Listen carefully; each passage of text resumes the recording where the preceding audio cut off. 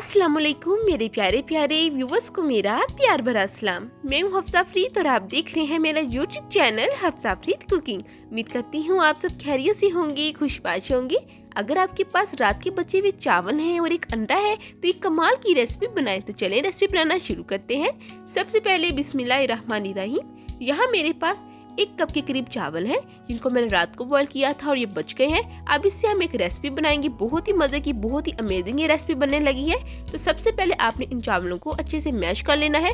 Mash करने के 2 तरीके हैं। एक, या तो आप मिक्सर जार के अंदर शामिल करके मैश कर सकते हैं या फिर इस मैशर की मदद से भी आप चावलों को अच्छे से मैश कर सकते हैं। ठीक है, ये तो हो गया हमारी रेसिपी का पहला स्टेप।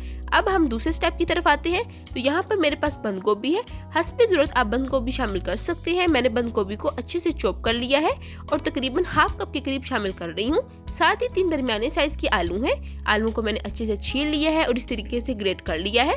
ग्रेट करने के बाद 2 से 3 मरतबा आपने अच्छे से धोना है ताकि जो इसका इजाफी स्टार्च वगैरह है वो निकल जाए। इसके बाद हम आलू शामिल करेंगे।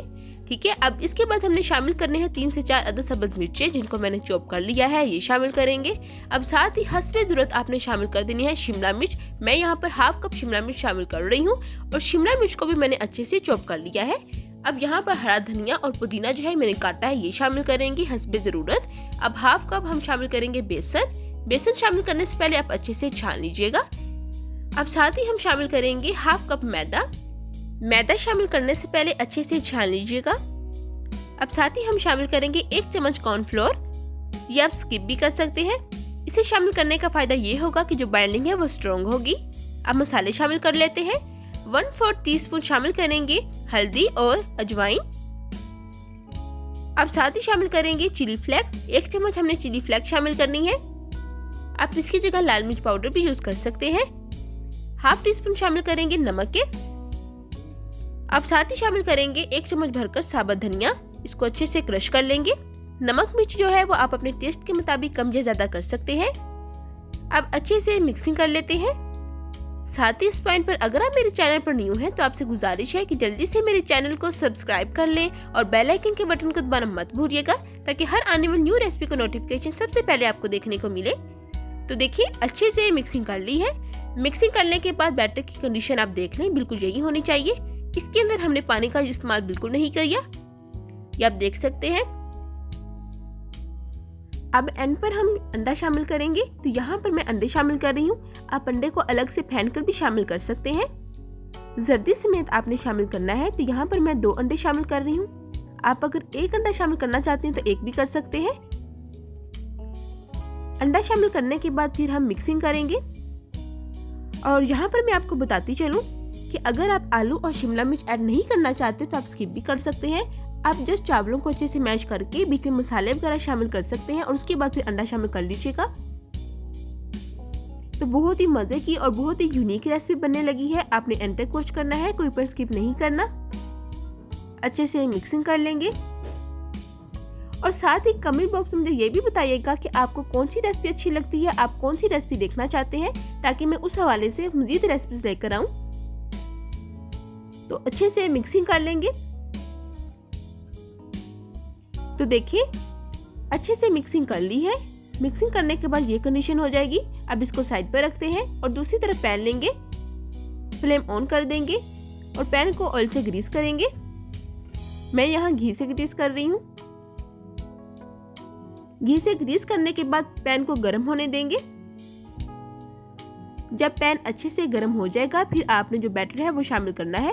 तो यहाँ पर आपने हाफ बैटर जो है वो डालना है पैन पर और हाफ बैटर आपने साइड पर रख लेना है। अब यहाँ पर आपने बैटर को पूरे पैन पर अच्छे से फैला लेना है। कहीं से ज्यादा पतला या कहीं से ज्यादा मोटा नहीं होना चाहिए। ऑल ओवर बिल्कुल एक जैसा होना चाहिए। तो अच्छे से हम फैला लेंगे और फ्लेम जो है ना वो आपने बिल्कुल लो टू मीडियम रखना है, हाई बिल्कुल नहीं करना। अब देखिए हम साइड से ना इस तरीके से शेप दे देंगे ताकि बहुत ही प्यारी लुक आए। शेप देने के बाद अब हम कवर कर देंगे। तकरीबन 3 से 4 मिनट हो गए हैं। बिल्कुल लो फ्लेम हमने किया हुआ है। और ये आप देख सकते हैं। अब आपने करना क्या है, स्पैचुला की मदद से आपने चेक करना है कि कहीं से चिपका हुआ तो नहीं। इसके बाद साइड चेंज करेंगे तो यहाँ पर मैं एक प्लेट रखूंगी और फिर उल्टा लेंगे। ये देखें बिल्कुल इस तरह से। अब हम पैन को दोबारा से घी से ग्रीस करेंगे। यहाँ पर मैं आपको बताती चलूं कि मैं नॉन स्टिक का पैन इस्तेमाल कर रही हूँ। अगर आप स्टील सिल्वर का पैन इस्तेमाल कर रहे हैं तो वहां पर घी आपको ज्यादा लगाने की जरूरत होगी।